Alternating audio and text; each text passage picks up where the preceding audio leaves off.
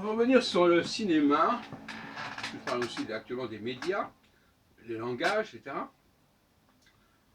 Je,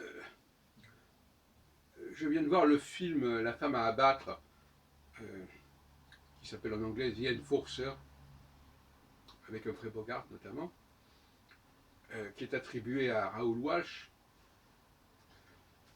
Alors, ce film fonctionne autour justement d'une méprise. C'est-à-dire, voilà, on a voulu se débarrasser d'une personne parce qu'elle pouvait témoigner contre un gangster, et on s'est trompé de personne. Alors, bon, je ne vais pas raconter l'histoire, c'est pas tellement important. Mais il y a dans ce scénario une incohérence évidente, ou plus encore une invraisemblance.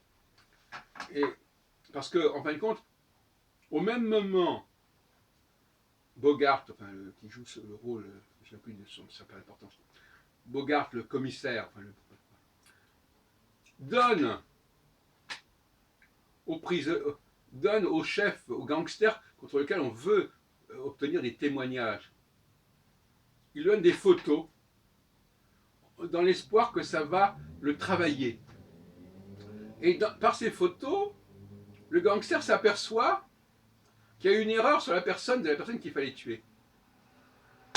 Il téléphone par son avocat, il téléphone en disant attention, on n'a pas tué la bonne personne, allez tuer la vraie personne qu'il fallait tuer, la vraie, la fille qui a vraiment assisté à un truc qu'il fallait pas, laquelle elle n'aurait pas dû assister. Donc c'est le commissaire qui donne des arguments à son adversaire, au gangster, sans s'en rendre compte. Et en même temps, après il écoute un message et il s'aperçoit qu'effectivement, un enregistrement, il s'aperçoit effectivement que en effet c'est pas la bonne personne. Donc il y a une espèce de redondance dans ce film.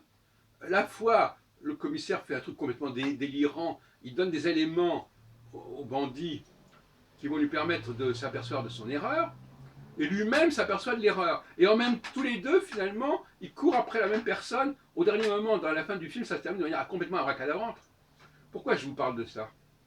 Parce que ce genre d'incohérence, on peut la trouver au cinéma, on peut difficilement la trouver dans le roman. Je n'ai pas vérifié s'il y avait un roman à la base de ce film, etc., mais ça paraît très improbable. Donc, comme je disais l'autre jour, c'est pas facile de suivre un film, parce que tout n'est pas expliqué noir sur blanc comme dans un roman. Il y a des choses qui sont allusives, il y a des choses qui se passent là, il y a des. Voilà. Bon. Donc finalement, nous captons pas très bien finalement les choses, parce que ça fait appel à plusieurs dimensions, ce que nous voyons, ce que nous entendons, ce que nous percevons, etc., dans le film. Et par conséquent, le cinéma se prête à un certain nombre d'invraisemblances que notre cerveau ne capte pas, ne détecte pas. Et c'est pas la première fois. Il y avait un western il y a quelques temps. J'en avais discuté avec des amis à la sortie de la cinémathèque en lui disant c'est invraisemblable que le type c'était un type qui prenait un otage, que comme par hasard le type prend en otage la fille du type qui est en face de lui. Alors que c'était un concours de circonstances absolument hallucinant. C'était pas du tout prévu. Ou alors peut-être que c'était prévu. Enfin, on ne voit pas comment ça pouvait être prévu. Donc finalement, il faut s'apercevoir, quand on fait la critique de ce film, il faut s'apercevoir qu'il y a, qu'il y a des raccourcis, des ellipses, des bizarreries finalement dans le récit cinématographique qui, quand on en prend conscience, on dit mais c'est pas possible que ça a été fait comme ça. Alors il y a deux solutions. Soit c'est une incohérence du scénario, soit c'est quelque chose qui a échappé à la personne qui regarde le film. Ce qui est tout à fait possible aussi. Parce que le scénario était assez complexe, ou parce que justement, il y avait des. D'ailleurs, ça me rappelle une histoire avec Françoise Fabian, puisqu'il y a eu un festival l'autre jour, enfin, un hommage qui a rendu à la Cinémathèque. Dans quel cas, quand on a un texte, est-ce qu'il faut lire le texte ou est-ce qu'il faut faire ce que dit le texte? Alors elle disait, mais non, pour telle chose, je fais la chose, je ne vais pas dire que je vais la faire, je la fais. Mais à partir du moment où on fait la chose et qu'on ne dit pas qu'on l'a fait, on passe de la réalité au virtuel, ou le virtuel à la réalité. Donc voyez-vous, il y a une dialectique très intéressante là. Parce que quand on adapte un roman au cinéma, il y a des choses qui ne seront... On se pose la question de savoir, est-ce qu'on doit le dire? Est-ce qu'il doit y avoir une voix off qui dit ceci ou cela? Ou est-ce qu'il faut laisser le spectateur regarder les choses, observer les choses, remarquer les choses? L'autre jour, il y avait un film avec, je crois, Grégory Peck, je ne sais plus très bien le titre, et à une seconde, le type fait un faux mouvement et il ferme la porte du coffre.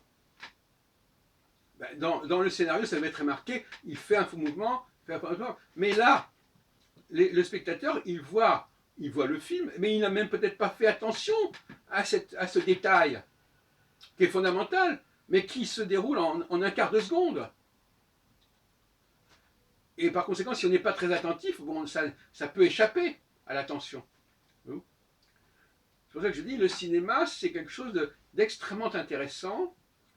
Et c'est pour ça que j'aime le cinéma, je n'avais pas toujours compris comme ça, parce que ça fait appel à beaucoup d'intelligence, beaucoup de concentration, beaucoup d'esprit critique, à tous les niveaux, plus probablement que le roman.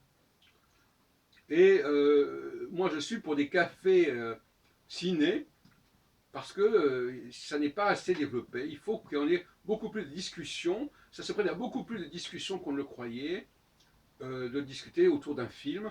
Et à mon avis, actuellement, notamment la Cinémathèque, il n'y a pas assez de discussions valables sur les films, etc. C'est une évidence. De la même façon que, mais c'est un autre sujet, que dire que tel film a inspiré tel autre film, ça c'est intéressant aussi. Or actuellement, le niveau des discussions à Cinémathèque, c'est ah oui, c'est un bon film, c'est pas un bon film. Voilà, bon, bah, vraiment, c'est très plan-plan. Hein.